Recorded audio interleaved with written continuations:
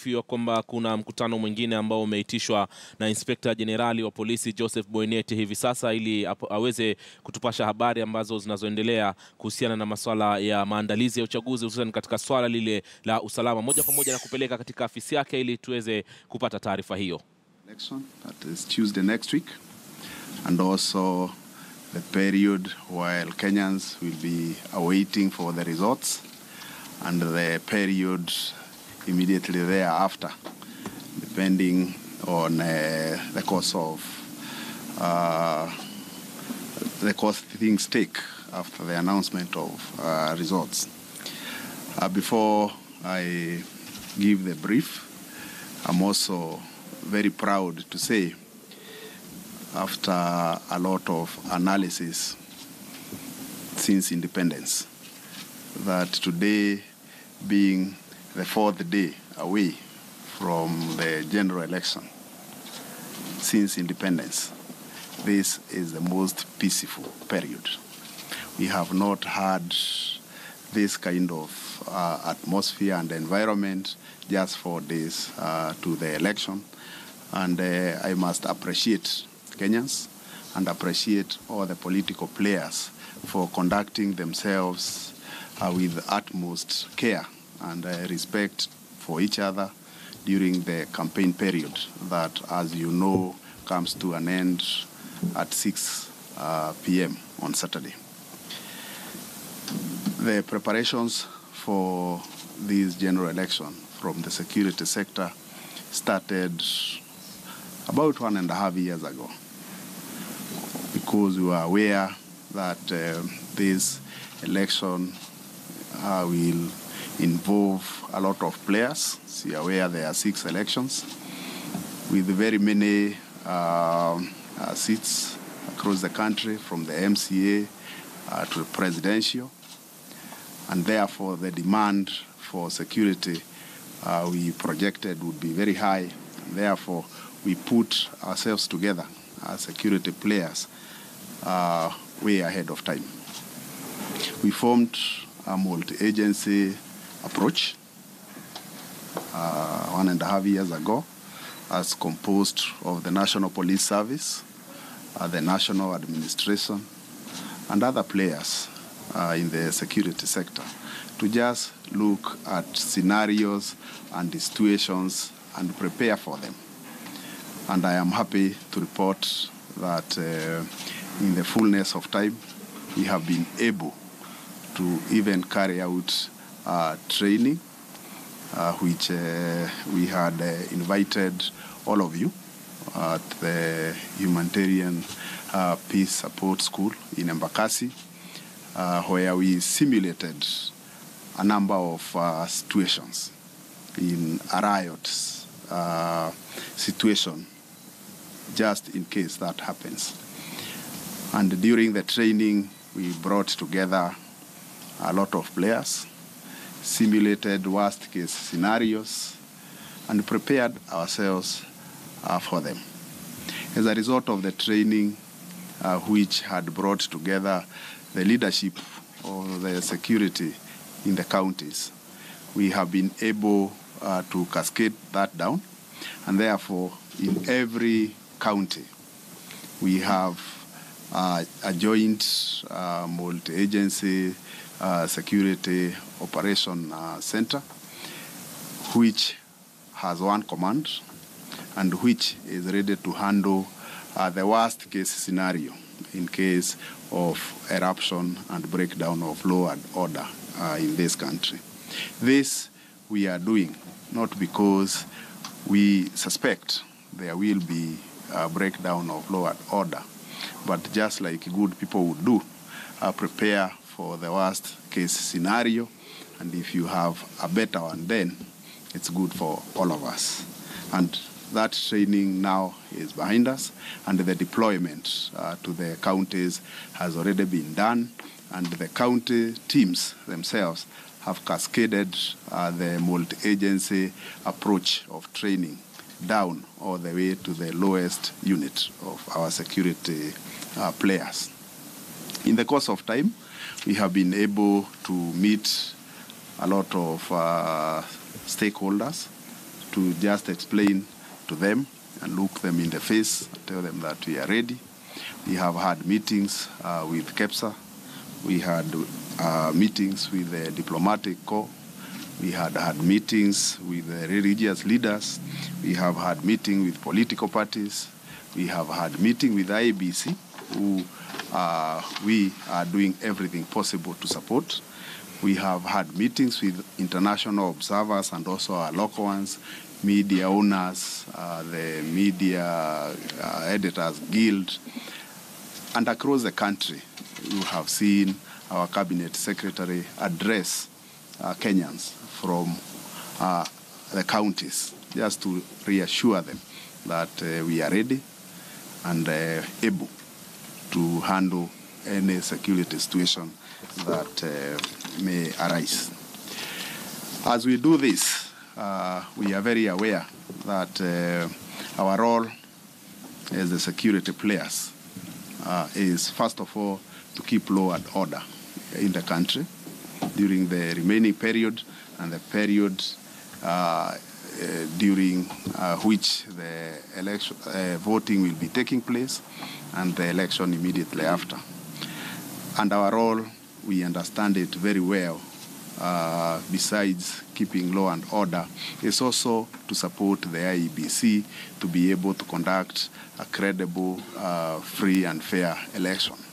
And in this connection, we have had meetings with the IEBC so that they are able to tell us the areas that they need our support, so that they are able to give us their mapping across the country in the polling centers, and so that they can tell us the kind of support they will need even as they distribute both strategic and non-strategic materials, a process that has been going on.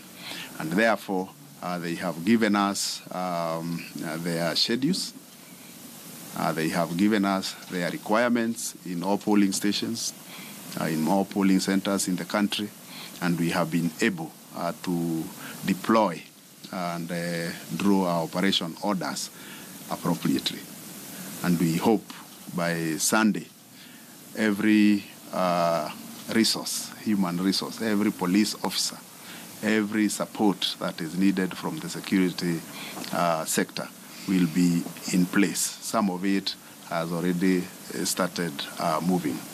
I need to explain that because of the number of polling stations that we have in this country, according to the IEBC, the polling stations are in the neighborhood of 42,000, and each one of them needs special attention.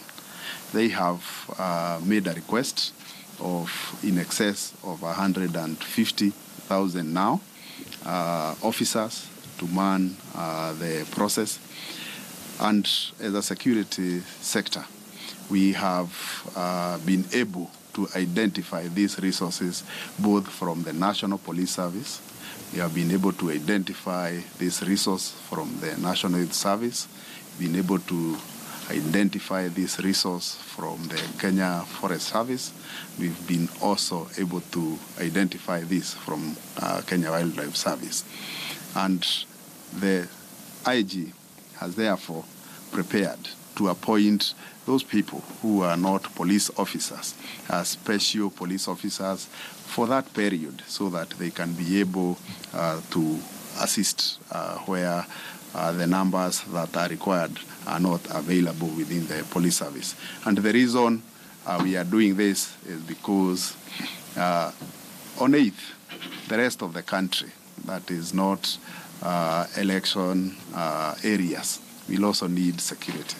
And therefore, we cannot deploy all the police officers to the polling stations and leave the rest of the country bare. I also need to say that as far as election is concerned, our work is to support the IEBC.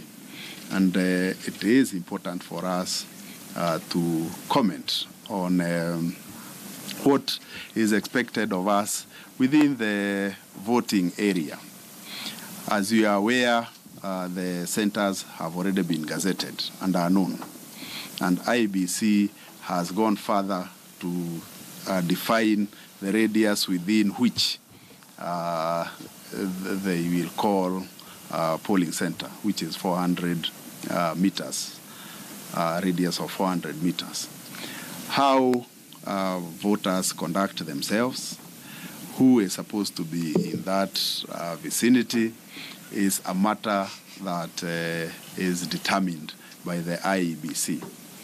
Our work will be to ensure that where there is violation of what IEBC has described and they alert us to ensure that it's enforced, then we shall be at hand to ensure that that is enforced. And even though we have kept saying this, that 400-meter radius does not exempt the polling center from the general observation of law and order as expected by our laws. And therefore, when there are other violations that are not election-related, we'll expect that our security players will be able to take corrective action. And I usually would give an example of as much as that space belongs to IEBC. If there is a person doing physical assault on another, that is not an IEBC matter. That is a police matter, and we shall move in. We expect then Kenyans to give space to the others after you vote, move to 400 meters so that you allow all other Kenyans who are willing to move to the polling center to move in and vote without feeling intimidated or without being blocked from doing so. And after voters are moved to 400 meters away, then we would expect the general observation of law and order to take place. And therefore, we will be able to ensure that all the other Kenyans enjoy their full rights. We will not entertain, and it is good that this is taken seriously, any Kenyans who will assemble, any Kenyans who will behave in a manner that intimidate others, that scare others, that make others feel threatened, and that obstruct other Kenyans from exercising their right to voting. We have also, for the remaining period, of course, seen a lot of formations, especially around politicians, and we have heard statements, and it is important for the politicians to understand that the formation of criminal gangs around them is illegal, and we will take appropriate action as soon as we identify them. We also expect that the politicians will appreciate that we are in a high-charged environment 4 days to an election, and therefore we expect very responsible behavior. We expect the statements that come from politicians, statements that make Kenyans feel comfortable, make Kenyans feel safe, and make Kenyans appreciate that an election day on 8th shall come and pass, and then continue on with our normal lives. We have had statements in this country, statements that are inciting, statements that are accusing others of even murder. We have had statements of people being declared dead when they are not dead, so that there is political anxiety. We plead with politicians that this country belongs to all of us, and these statements that have no other meaning other than to create hatred amongst our communities have no place. We shall take appropriate action. We are investigating these statements, and it is good that we all behave responsibly. During the voting day, we will have call centers, both at the Ministry of Interior and also at the police and all the other agencies that are participating in supporting IEBC to conduct this election. Naam, ni